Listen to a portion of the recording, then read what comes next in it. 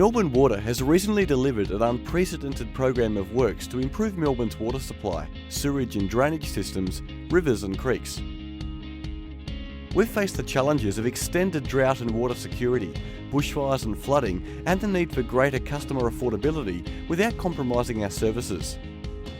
As we move to the next 5-year water plan, we look back on our achievements with Managing Director Sean Cox.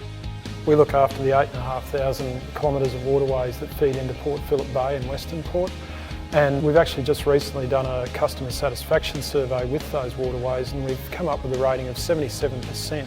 That's some 7% higher than what we'd actually achieved in the past. So that's a real credit to the people that are doing the work on the ground, and we've spent over the last 5 years some $26 million per annum on actually revegetation and protecting the waterways across Melbourne.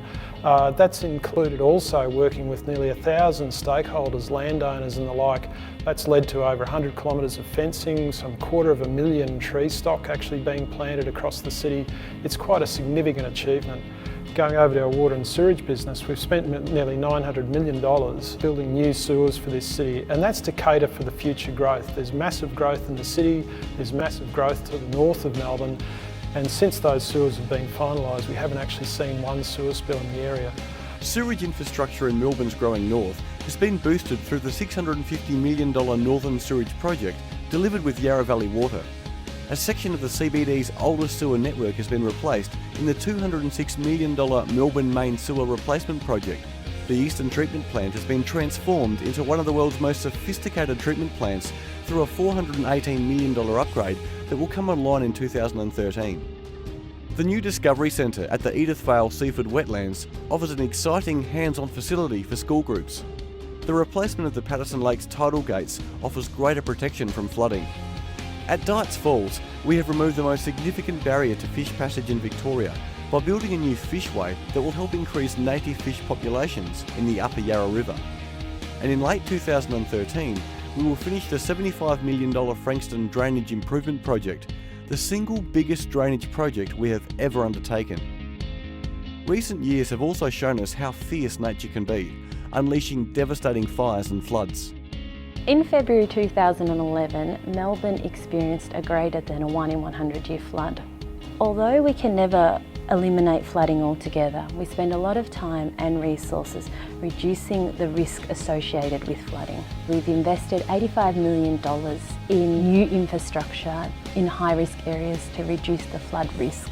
In addition to that, we've invested $50 million in extending and upgrading our existing drainage infrastructure. The 2009 fires were certainly very challenging for our organisation and staff. Approximately a third of the water supply catchments were burnt, and the main areas that were affected, the main catchments that were affected were Maroondah, O'Shanassy and Wallaby Creek. But what we did to safeguard our water supplies, we actually moved a lot of water away from the fire-affected zones. Since the fires, the catchments have recovered really well. There's a good vegetation cover there now, so the water quality risk has greatly reduced, and the catchments in effect have recovered really well. Melbourne Water Chairman Paul Clark outlines the challenges ahead. With water prices increasing along with electricity and a whole range of sort of essential services prices, customers are demanding more. Second thing is probably urbanisation. We're seeing this massive growth in Melbourne in terms of new developments coming through. And again, we can't really build major infrastructure to service those developments. We've got to come up with sort of more local tactical solutions. There's also our infrastructure. We've got ageing infrastructure. How do you get the most out of that ageing infrastructure? How do you prolong its life? Because to replace them is tens of millions of dollars. We have to be a very different organisation from now on. But we now want to move to a position where we focus more on sort of tactical and innovative solutions at a lower cost and leverage the assets we've got in place at the moment. It's certainly been a busy few years for Melbourne Water. Here are some more things we have achieved in the past 2 years.